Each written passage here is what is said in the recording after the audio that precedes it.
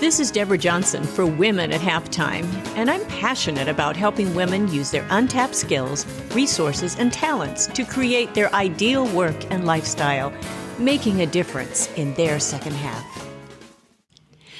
Well, hello, this is Deborah Johnson, and I'm so excited to be here with you again today. We have an amazing subject, and of course, my guest with me is my husband, Greg.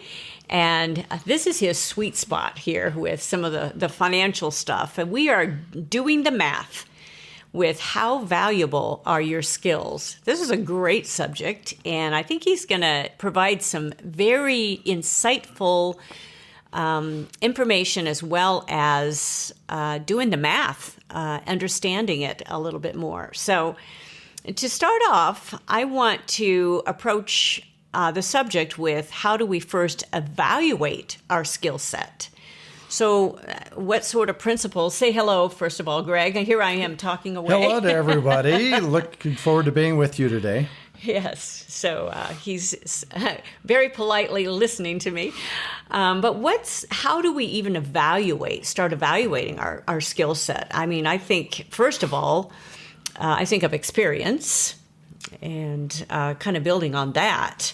So, well, skill sets, a lot of times we tend to look at skill sets as just technical, that you can exercise this function in a technically accurate way. But one of the things that happens to people over the decades as they become more experienced is that they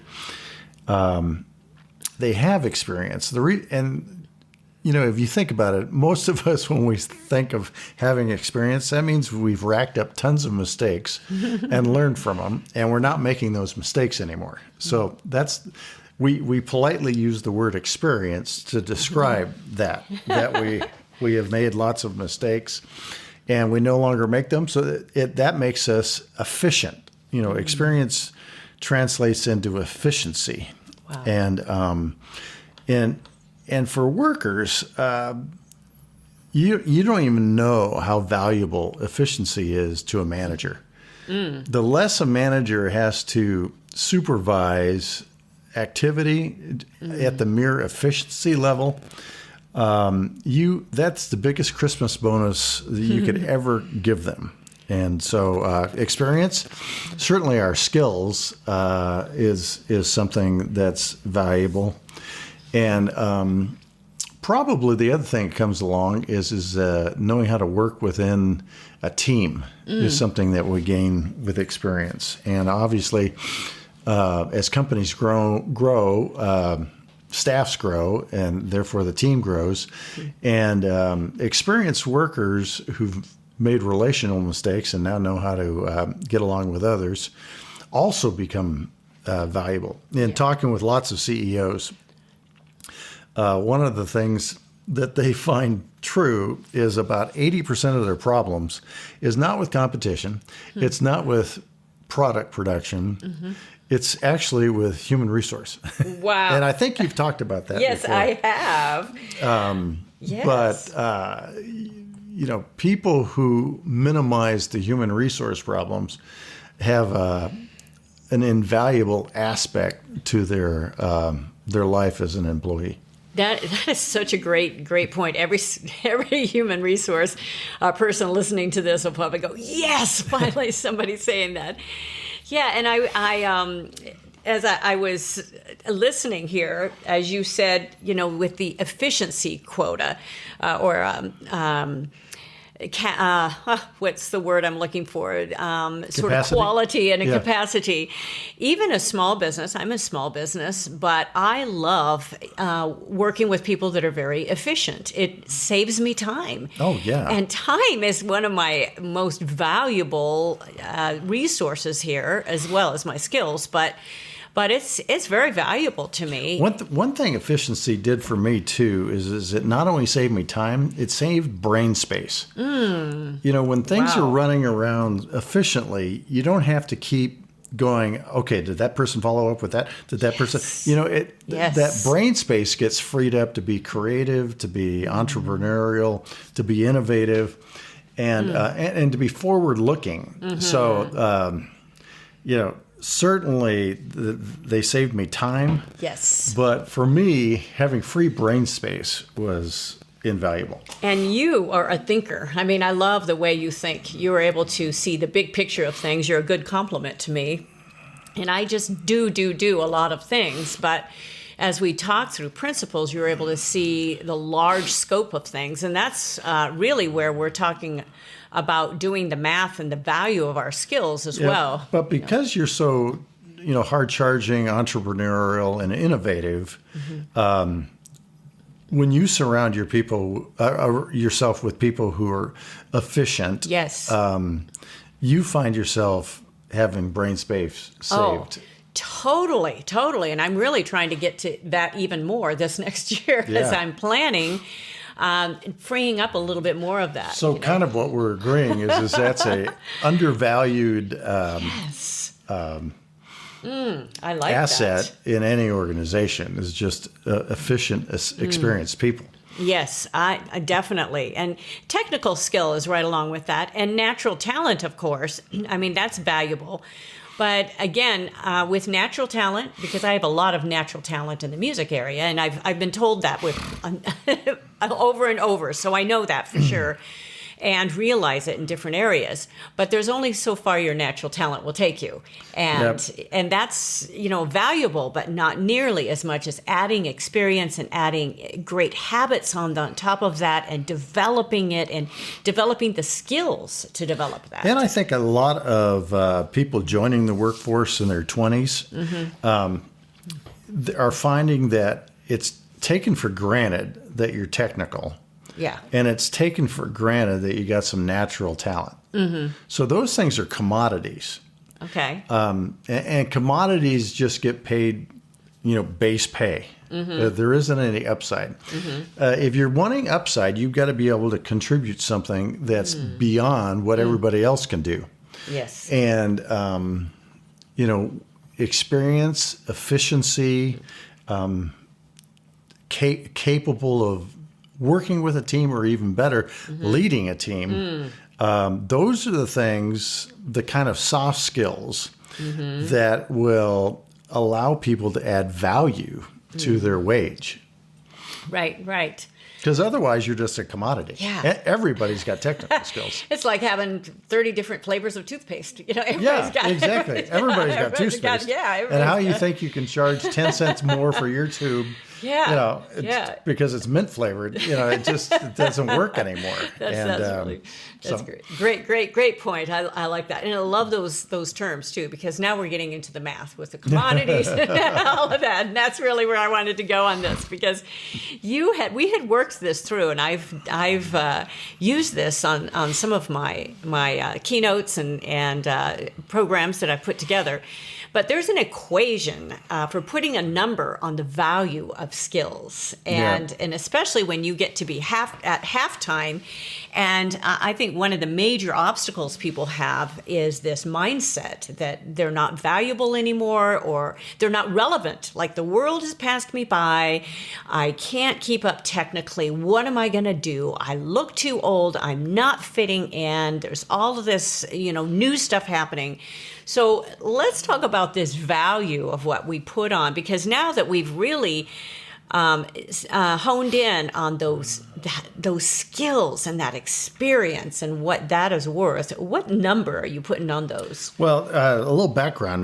Deb and I were talking about mindsets, and one of the mindsets that we start to struggle with as we get to our late 50s, early 60s is that we're too old. Yes. And we start to diminish our own value.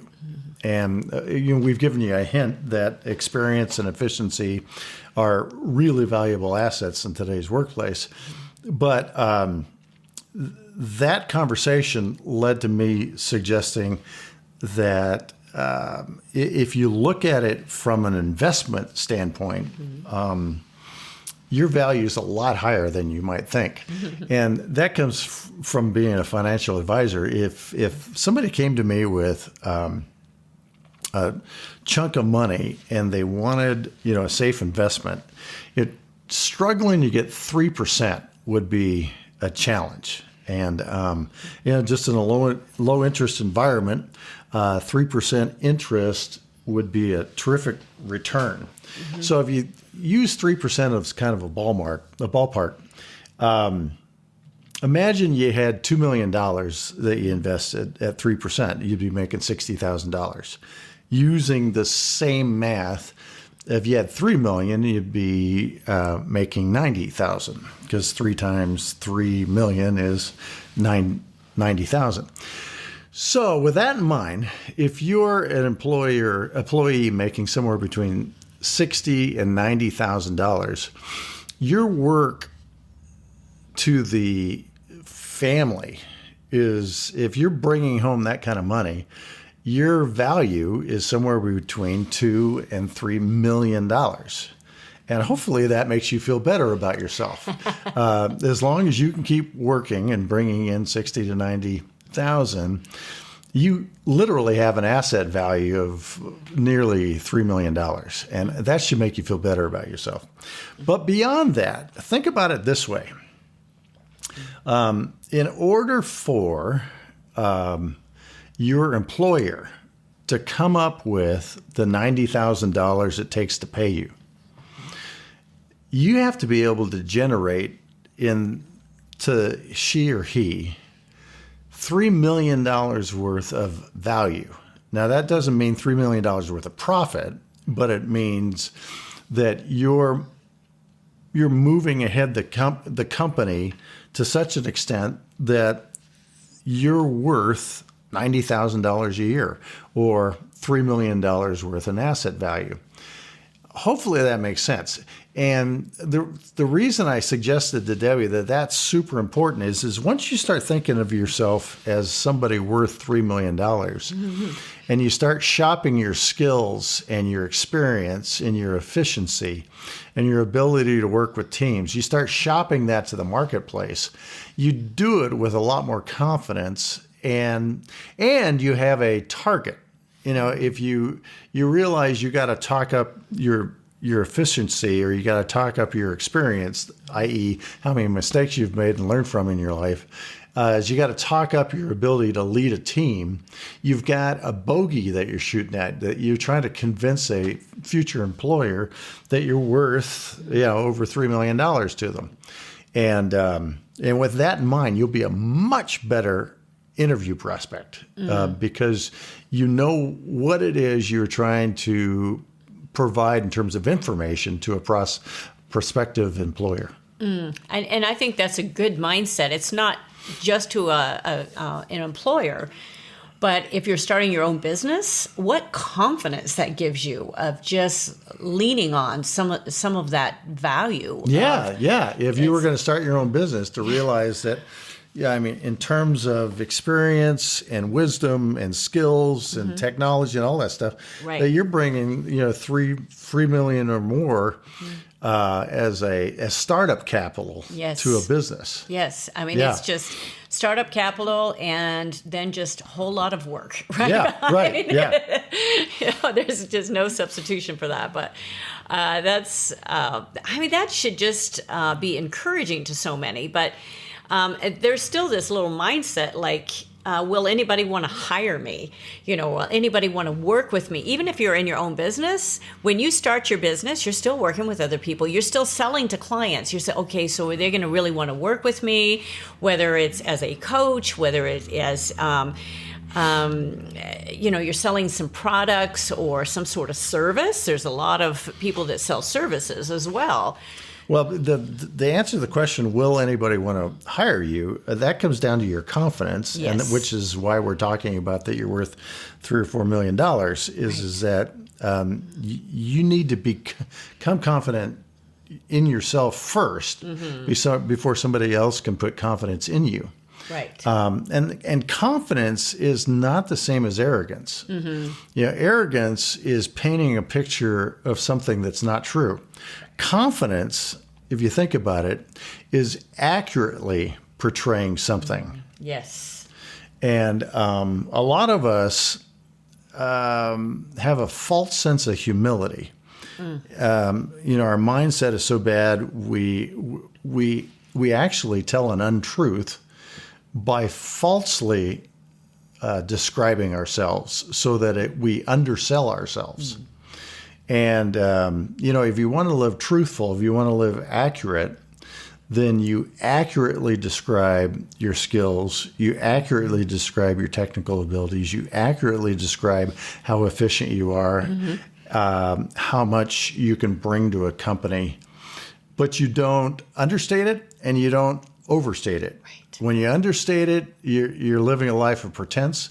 When you overstate it, you're arrogant. When you describe it accurately, you're merely confident. Yes. And there's just so many programs on build your confidence, but really understanding who you are, first of all. Accurately, and then, find the tools to build on that little by little.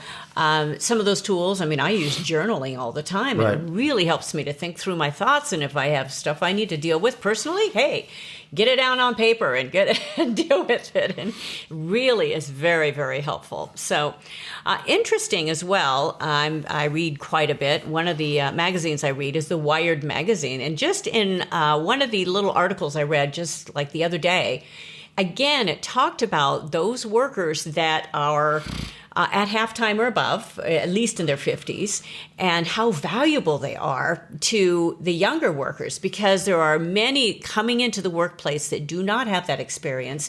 So they're starting to hire these, and we've known this for a while, but again, here it is, in print again that I'm reading, that they are looking for workers that can partner with some of those other younger workers to help them, give them experience and guide them along.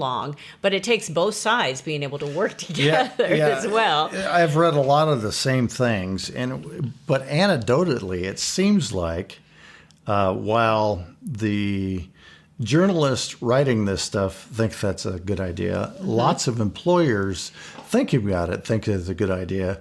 It doesn't appear that a lot of young workers think it's a good idea. Well, they have a little more time to waste, don't they? Yeah. Well, we started talking about experience, and experience was really a kind of a cute way of saying that we'd learned from decades of mistakes. Yes. One of the things that's true about older workers is that we don't want to waste time. No. And the thought of reliving a mistake means that if an idea comes up that we know won't work, we don't stay quiet.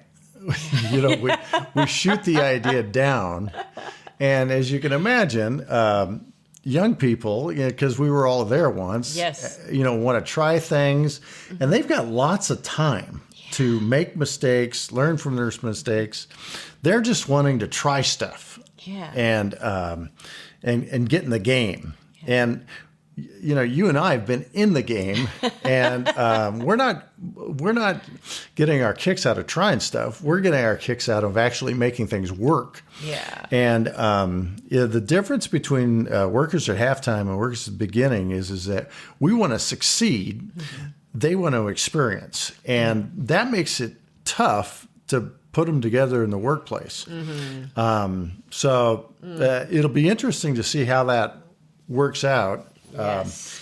If you can be gracious enough to not roll your eyes when you're working with a 30-year-old, God bless you. But I totally understand your frustration if people fulfill that role. Yeah. However, I think if you understand the younger worker's mindset and you can kind of put yourself back into their place, you maybe be able to tolerate them and also at the same time contribute to their accelerated growth. Yeah. Because you'll keep them from mistakes. More importantly, an experienced worker in the workplace gets to tell the story of how they learned. Yeah. And those stories can accelerate the growth of younger workers. And that is real exciting to me. I think, as our halftime and people that are at that stage and experienced, as they feel the freedom to share those stories, because they're fascinating as long as they don't go on and on and on. Right. But I love the energy of younger workers. I mean, I still have a lot of energy, but I had a lot more in my 20s too, and just gung-ho. But it's, we're at our stage at halftime, we don't want to go through Groundhog Day, living the same stuff over and over.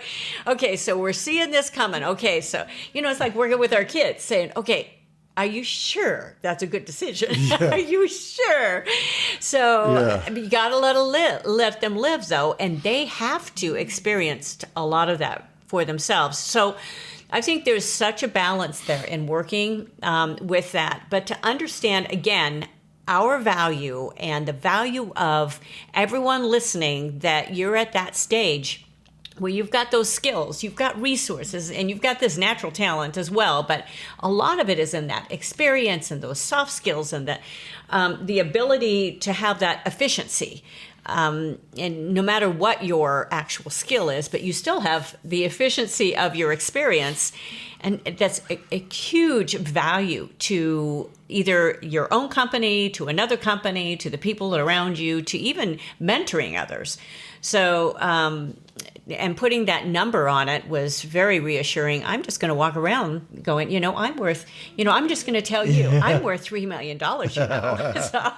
You're worth way more than that. Oh, that was a good thing to say. That was the right thing. So, well, any closing comments? I'll sum this up just a little bit, but any closing comments here on what we've talked about so far? No, but I just hope that people at halftime can really come to understand how valuable they are to an organization, and that even though, we need to bring in new ideas and yada, yada, yada, the filter and the screen that we at halftime can provide new ideas, screening those new ideas, and perhaps they're a good idea, but the implementation of the idea is something where our experience and efficiencies can really contribute.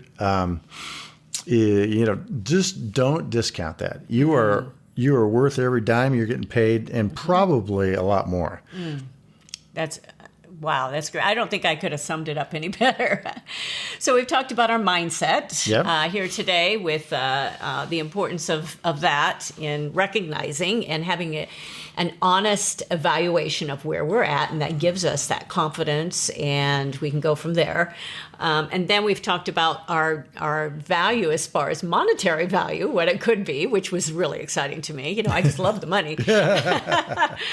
And also, I thought that the other point that we made today is to being open to partnerships with the right people, because part of what I have done throughout my whole career is usually bringing another person alongside and training them or mentoring them. Right. And if we always have that sort of attitude, it will help us, even everyone at halftime, to be able to say, they just have nothing. They have no, they can't get it together, whatever. You understand a little bit more. And part of that's from raising kids, too. We just have to understand it when we're put in that spot. But to understand, give them a little space. Give them a little time. Let them make those mistakes. Be there to guide when they ask, or to giving your input. But not to be afraid of those partnerships. I think they're very valuable. They're becoming more and more valuable, I think, in our society, as people are realizing how much experience is worth, and how much those soft skills are worth. Right. So, yeah. Well, thank you again for being, this was just a blast. It's always a blast for me to do it with Greg. I just have a great time.